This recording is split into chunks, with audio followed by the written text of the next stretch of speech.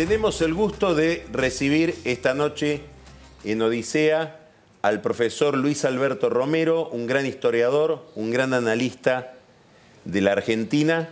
Bienvenido, Luis Alberto, un gusto, como siempre. A mí también.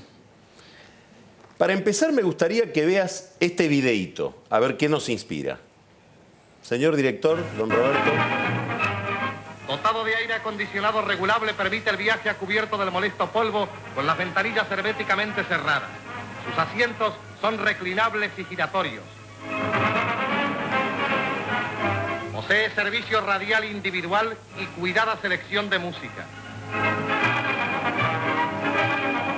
La suspensión ultra suave y el piso alfombrado permite al pasajero trasladarse de un lugar a otro del tren como si fuera sobre tierra firme. En el tiempo récord de 4 horas y media hasta Mar del Plata, brinda un viaje realmente encantador. Bueno, así celebraba el locutor un viaje de 4 horas y media a Mar del Plata en los años 50, calculo. Sí, más o menos, sí. Nosotros ahora estamos celebrando que llegamos en 7 horas. Bastante menos de las 13 horas que se tardaba más o menos hace 3 años con un esfuerzo económico sideral. ¿Qué nos pasó? Bueno, me parece que es una perfecta muestra de lo que es la decadencia argentina, ¿no? Es decir, el peronismo está sucedió en la época en la que todavía la Argentina era un país en expansión, un país sólido, un país próspero, ¿no? Y además de eso con un Estado capaz de manejar estos emprendimientos, ¿no? Y desde hace 40 años venimos en una decadencia que el caso de los trenes la muestra muy claramente, ¿no? Tuvimos un sistema ferroviario muy bueno para su época y ahora no tenemos casi nada. Y si tuvieras que identificar 2 o 3 razones para ese proceso. No le pidas a un historiador que te lo sintetice tanto, ¿no? Pero yo creo que hay una inflexión en esa curva de una Argentina robusta a una Argentina decadente en la década del 70, mirando en conjunto a la primera mitad revolucionaria y la segunda mitad de la dictadura, ¿no? Y ahí me parece que el hilo más grueso, en mi opinión, ¿no? Claro, ¿no?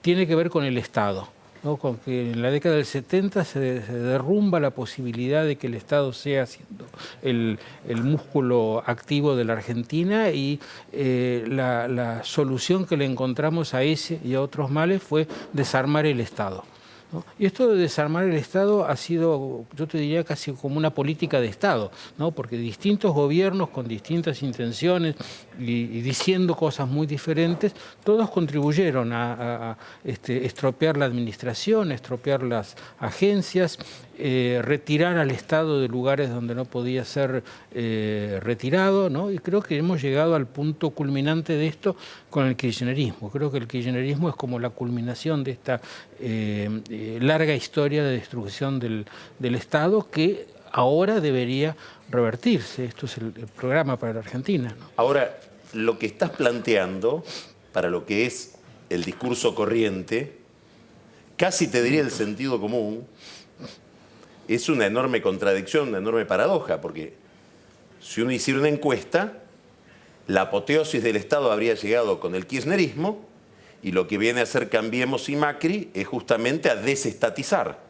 Bueno, y vos planteás que es al revés. Sí, absolutamente, ¿no? ¿Qué es el Estado? El Estado es las instituciones, es sus agencias, su administración, es la gente que la hace andar y la idea de que hay una norma detrás de todo eso, ¿no? Una norma que tiene que ver de alguna manera con el interés general, ¿no?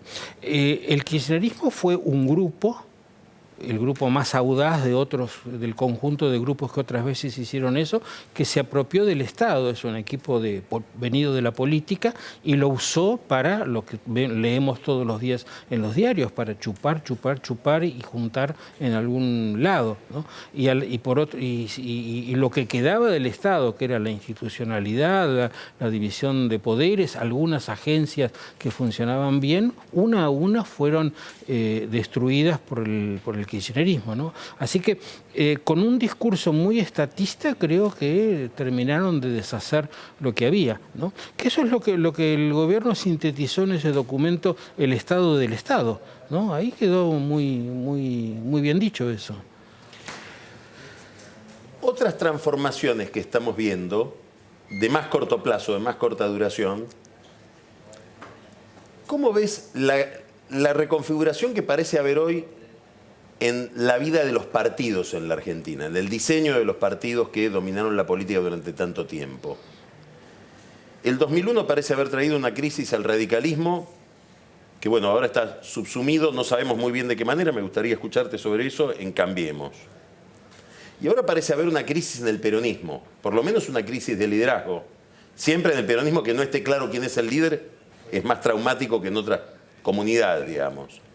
¿Vos crees que son fenómenos episódicos o que la Argentina está ante una era o en los albores de otro ciclo político con otros actores, con otras configuraciones, con otra forma de representación? Y sobre todo con otras contradicciones ideológicas, ¿no? Claro. Por empezar, una cuestión formal. Muchas veces cuando se habla de la crisis de los partidos se piensa en un sistema de partidos que en la Argentina nunca existió, ¿no? El modelo de partido que los libros llaman el partido moderno, con afiliados, etcétera, en la Argentina no existió. Existió el peronismo, existió el radicalismo, el peronismo y luego partidos menores de existencia efímera. La situación del peronismo, yo no creo que sea demasiado distinta de la que tuvo en el año 83 con la derrota electoral. El peronismo, cuando le va mal en una elección, renueva el liderazgo.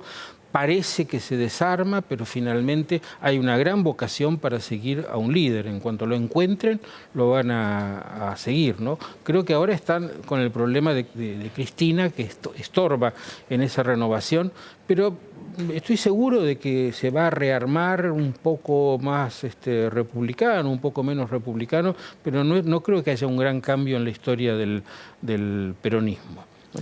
Lo de Cristina, ¿cómo lo interpretás? ¿Esta separación es meramente táctica? ¿Es un ardid electoral? ¿O realmente ella es una rama que cobra vida por otro andarivel distinto del clásico de ese partido?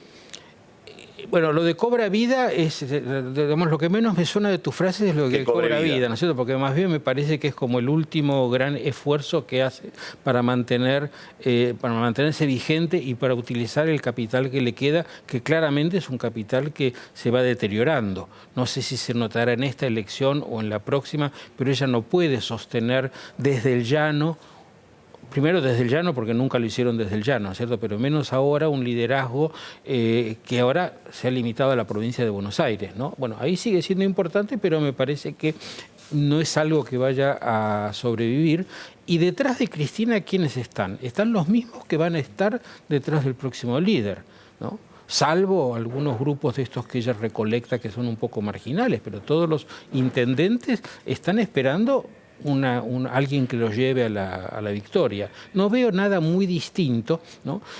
Solo que en el peronismo estos periodos siempre parecen muy dramáticos, ¿no? Porque sí, todo se vive muy dramáticamente, pero no creo que haya en el futuro del peronismo un gran cambio, salvo que, y como dice nuestro común amigo Juan Carlos Torre, ¿no?, que pierdan 2 elecciones presidenciales consecutivas, ¿no? Esto podría conmover un poco ese estilo que han adoptado desde 1987, que es convertirse en el partido del Estado, ¿no?, el partido de la administración, ¿no? Podría ser que con un buen periodo en el llano encuentren otras formas de hacer política, otras formas de financiarse, ¿no?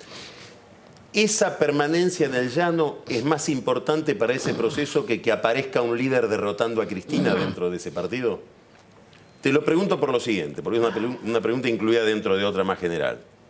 Si vos fueras Macri y pensaras solo en tus intereses, sobre todo en tus intereses electorales, ¿te conviene más para gobernar que se renueve el peronismo y que alguien venza a Cristina con una agenda más moderna?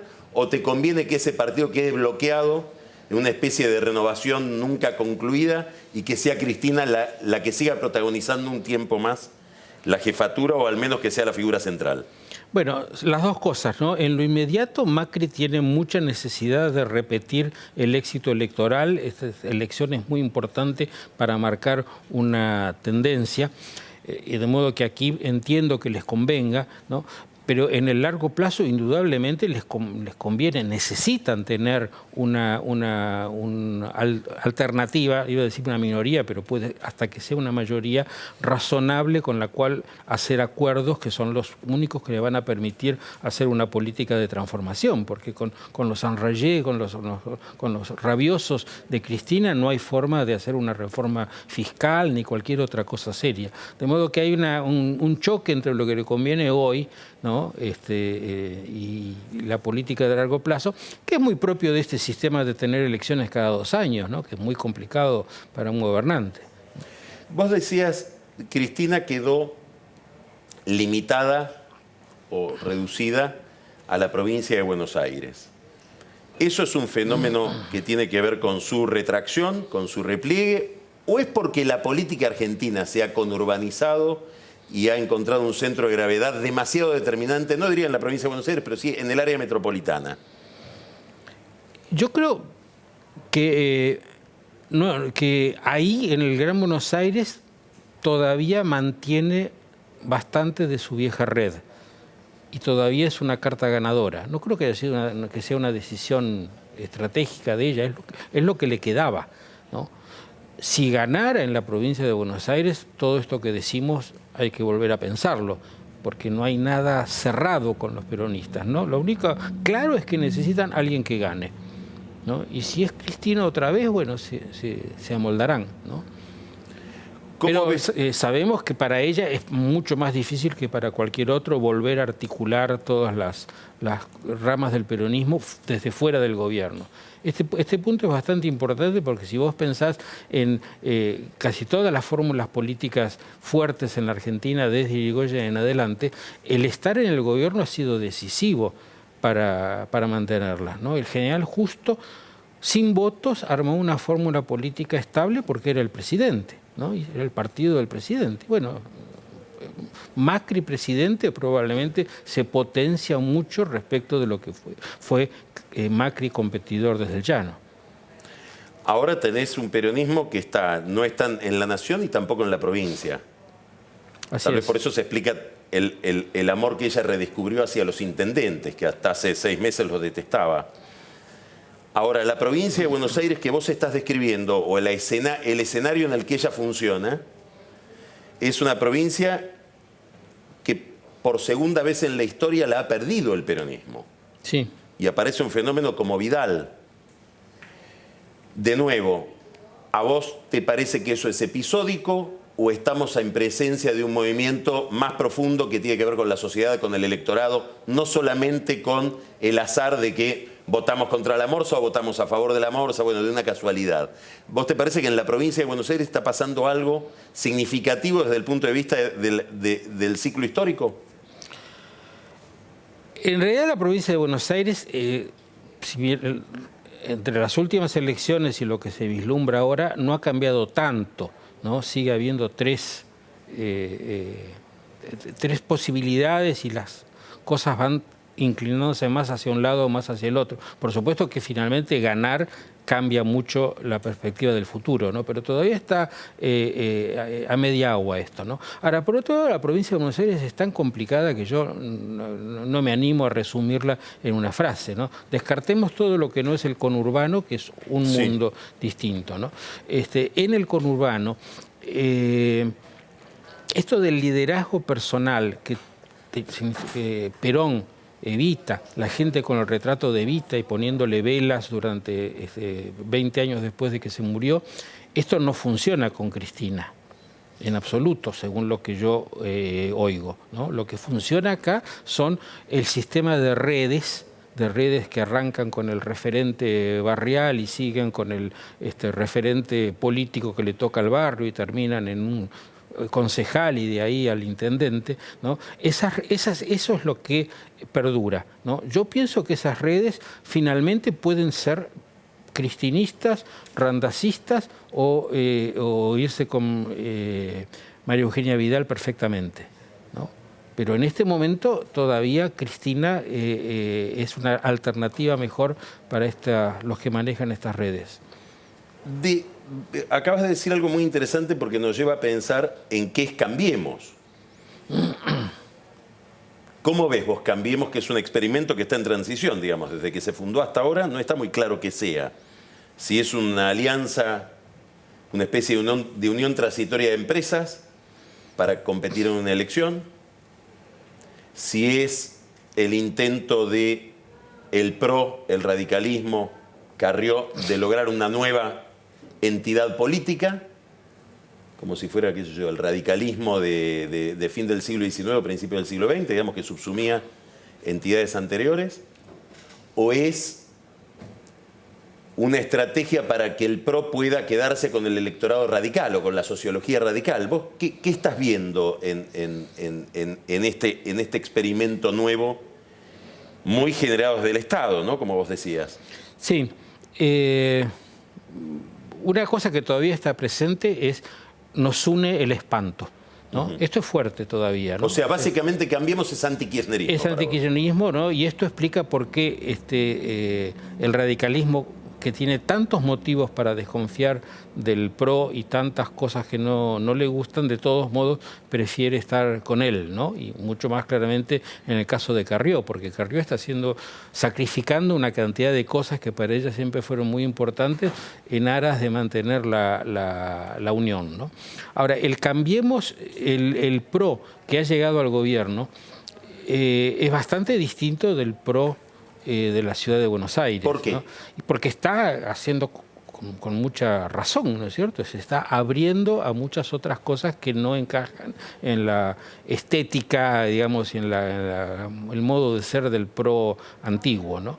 El gobierno de María Eugenia Vidal tiene, bueno, una gobernadora extraordinaria, digamos, una especie de gran hallazgo de la política. Pero luego se ha incorporado sin ningún problema, y me parece fantástico eso, ¿no?, a un montón de gente que viene del peronismo y que sabe cómo es la provincia y que sabe cómo se manejan los resortes del poder, y se ve que le va muy bien, que confía en ellos y que hacen un buen conjunto. O sea que ¿Qué es lo que a vos te lleva a sospechar? Que esas redes clientelares, digamos, podrían terminar anexándose a Vidal. Perfectamente, sí.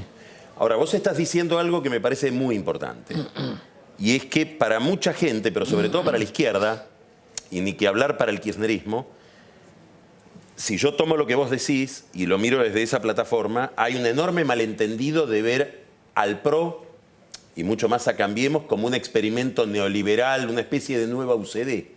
Eso absolutamente. ¿Por qué? Eso, no sé, yo lo pienso así desde hace muchos años, ¿no? Sí, pero ¿ves que eso es tan evidente en la discusión política? Porque lo que hay en la oposición es una caracterización de Macri y del PRO como que fueran, sí, un partido de la ortodoxia del mercado. Sí, lo que pasa es que empíricamente está mal, ¿no es cierto? Solamente esta especie de velo ideológico que nos envuelve puede hacer que eso sea sostenible, porque no cierra por ningún lado, ¿no es cierto? Más bien parece una especie de versión moderada del peronismo, si hay que encuadrarlo, ¿no? El problema es que tampoco derecha e izquierda, me parece que en la Argentina dicen absolutamente nada. Perdón, te interrumpo de nuevo. ¿Versión moderada del peronismo o acá reaparece algo del viejo conservadorismo, sobre todo bonaerense? Mira, yo te diría que para afiliarlo históricamente a Macri, la persona que que primero me surge es el general Justo. El problema es que el general Justo tiene una pésima imagen en la historia, totalmente injusta, ¿no? Y es difícil decir uno se reconoce en él, ¿no es cierto? Era un ingeniero. Era un ingeniero, un administrador y un hombre pragmático en materia política, ¿no? Que no tenía ilusiones ni grandes discursos, ¿no? Sino que iba a las cosas, ¿no? Y un hombre de Estado, ¿no?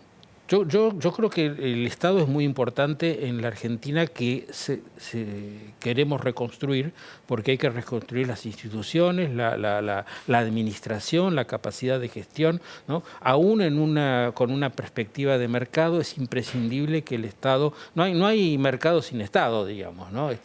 Y en ese sentido yo veo que Macri ha asumido muchas de estas ideas y las dice muy contundentemente, cada vez más contundentemente, ¿no? La última afirmación que a mí me asombró y me encantó, ¿no? Por otro lado, ¿no? Es esta caracterización de las mafias que se constituyen, las mafias que tienen cómplices en el gobierno, las mafias que colonizan el gobierno y los gobiernos que encabezan las mafias. Eso es como una especie de pequeña historia del tema que a mí me parece importante en la Argentina. ¿Por qué? A ver. Y porque me parece que esa es la historia de la corrupción del Estado. Y la corrupción del Estado no es una cuestión moral, es la sociedad se ha quedado sin su instrumento para dirigirse, ¿no? Para dirigirse y para pensar, porque una de las tareas del Estado es organizar el pensamiento de la sociedad y otra tarea antes que eso es gestionarla honradamente, ¿no? La palabra puede parecer un poco ingenua, pero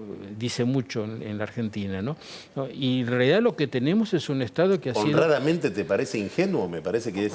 Bueno, sí, es muy difícil en el contexto de la Argentina. No, por eso sí, pero podrán decir, bueno, todo... Sería una propuesta de una astucia extraordinaria lograr administrar honradamente y darle gobernabilidad a esto honradamente. Claro, y además... requiere mucha inteligencia. La clásica idea de Max Weber, ¿no? De que el funcionario tiene una ética, que no es la ética personal, sino la ética del servidor público. ¿Cuál es? ¿No? La que uno es un servidor público y en algunos lugares del mundo se llama a la administración estatal el servicio público, ¿no? Y entonces el funcionario tiene que mirar lo que son las normas y cuidar de que las normas se cumplan. Eso incluye, inclusive, decirle al presidente esto no se puede porque hay tales cosas que impiden hacer esto. La norma es lo que impide al presidente ser discrecional, ¿no? Si hay algo que caracterizó al kirchnerismo fue la discrecionalidad, ¿no? Y eso en parte porque no había del lado de la administración nadie con convicciones para decirle esto no se puede, ¿no? Entonces, esa idea de Macri de que hay que reconstruir el Estado porque ahí está el germen está el germen de muchas cosas, de la corrupción, por supuesto, pero también de este capitalismo prebendario que tenemos, ¿no? Donde cada uno se las ingenia para chupar de la teta del Estado lo más que puede, ¿no? Ahora, eso que estás planteando, o ese cometido, Cambiemos y Macri lo deberían hacer en un contexto, en una circunstancia bastante adversa para lo que es la tradición de la Argentina y de los últimos años de la Argentina. Hablo de los últimos años, los últimos 30 años, que sin que haya habido una hecatombe antes que él. A Macri no le toca la Argentina que heredó Menem de Alfonsín o la Argentina que hereda Duhalde de la Rúa Rodríguez. Y además está en minoría en el Congreso y tiene frente a sí una especie de coro de gobernadores peronistas. ¿Cómo pensás que puede llevarse a cabo esa operación que es tan compleja? Porque implica enfrentar mafias, implica enfrentar intereses muy concretos, desde una situación de doble debilidad, digamos, institucional y por otra parte política, porque no ha habido una gran delegación de poder como no la hace en el odontólogo cuando ya no puede más por el dolor de muela. Sí, totalmente de acuerdo con la caracterización. Antes de la elección yo pensaba que era imprescindible un gran acuerdo político, una idea un poco ingenua. ¿Por ¿no? qué? Bueno, porque los grandes acuerdos políticos que uno conoce en realidad son el final de una historia y no el comienzo. Tendría que haberse construido desde mucho antes y en otros términos, ¿no? Mi impresión es que el gobierno va a ir hacia eso. Va a ir hacia ampliar una base que le permita avanzar muy gradualmente con las reformas, ¿no? Es decir, bajar las aspiraciones y ampliar la base de sustentación, ¿no? Pero esto es yo lo tengo claro, diríamos, en el mediano plazo. No sé cómo va a ser para sortear esta especie de bajón económico que hace que mucha gente se sienta que esto no va para ningún lado, ¿no? Bueno, ¿vos ves un bajón económico o hay otro planteo? Porque yo veo al ministro de Hacienda, a Nicolás Dujovne, que me llama la atención una cosa de él cuando lo veo hablar, usa muchos diminutivos. Despacito, de a poquito, 20 años de normalización. Es un poco lo que vos dijiste de Justo, un hombre sin ilusiones. Sí. Todo el gobierno de Macri no tiene épica, te propone algo ¿Cómo funciona eso en la Argentina? Que no sé si es un bajón, sino algo más temeroso, más temible que un bajón, que es 20 años de progreso lento. Sí, sí. Lo que pasa es que para eso tenés que ganar elecciones cada 2 años. Ese es el drama de la democracia, digamos, ¿no es cierto? Que las políticas de largo plazo tienen que combinarse con poder convencer a la gente de que se está en el camino adecuado, ¿no? Convencerla cuando hay mucha plata dando vuelta en la calle es mucho más fácil que hacerlo en un momento en que hay sequedad, ¿no? Eso lo vamos a ver en la campaña electoral, cuáles son los temas con los cuales el gobierno logra convencer de que pese a que no ha habido aluvión de inversiones y explosión económica, qué sé yo, de todos modos vamos bien, ¿no? Yo creo que vamos bien personalmente, pero mi opinión no es la opinión media del votante, ¿no? La forma en que el gobierno explica, la forma en que el gobierno no solo comunica, por comunicar puede tener formas muy eficientes, pero que explica todo esto, ¿cómo la evaluás? No sé. ¿Estás conforme o a veces pensás, no se dan cuenta que lo tendrían que decir de esta manera?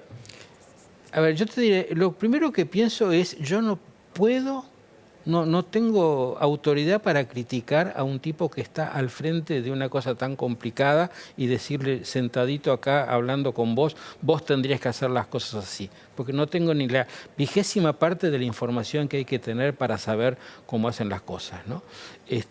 La mayoría de las críticas son de este tipo, de gente que dice habría que hacer así como si fuera cuestión de mover las cosas. Yo no sé muy bien cuánto mejor se puede comunicar una situación de en 20 años vamos a estar bien, ¿no? ¿Por qué?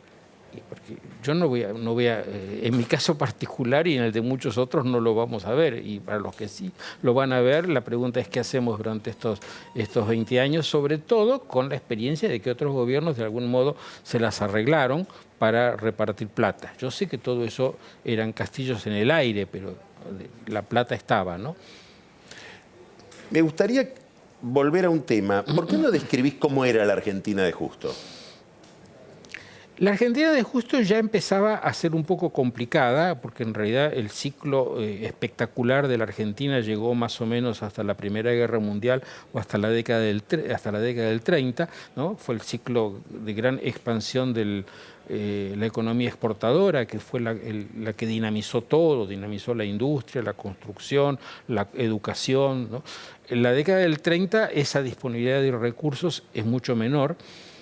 Y ahí es donde a mí me parece que Justo hizo una cosa muy notable, que fue readecuar un montón de instrumentos, particularmente lo del Estado, para superar la crisis, que eso era inmediato, y para abrir un camino distinto, ¿no? Camino distinto, a todo el mundo le pareció muy bien durante mucho tiempo, que fue el camino de la obra pública y del fomento a la industria que terminó siendo para el mercado interno.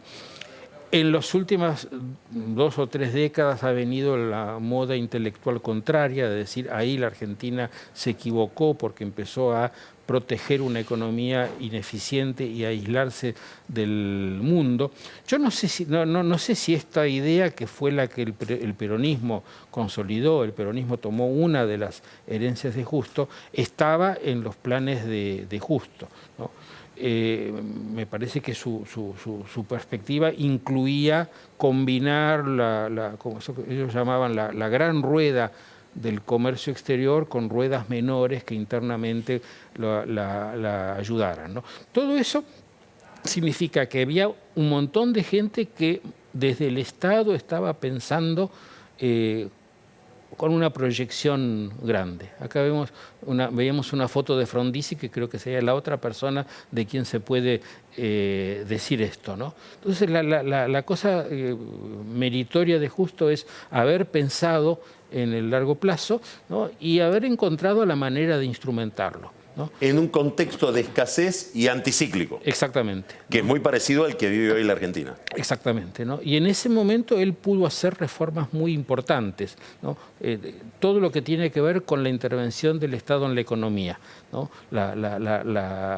El Banco Central, el control de cambios, las juntas reguladoras de la producción, todo eso hoy no lo podríamos tomar como receta porque más bien estamos viviendo la etapa en que eso se desmadró, fue para cualquier lado y hoy es un lastre, ¿no es cierto? De modo que no se trata de reivindicar las políticas concretas de Justo, porque era otra época, pero sí la capacidad creadora. Mira, te doy un ejemplo, se crean juntas reguladoras del precio de, pongamos, la carne, ¿no? Para constituir una junta hay que estudiar quiénes son todos los actores que están implicados en esta cosa, ¿no? Esto significa desde el gran estanciero hasta el matarife, ¿no? Como para que todas esas voces estén presentes en la junta, ¿no? La junta reguladora y pueda ahí producirse esa famosa negociación de los intereses. Para negociar los intereses primero hay que individualizar los actores en un país que no tenía esa tradición y luego armar el mecanismo estatal para hacerlo, ¿no? Esto fue un salto espectacular, yo te diría comparable al salto que significó con Perón la legislación sindical, que en ese sentido yo creo que va en la línea de desarrollo que trazó Justo.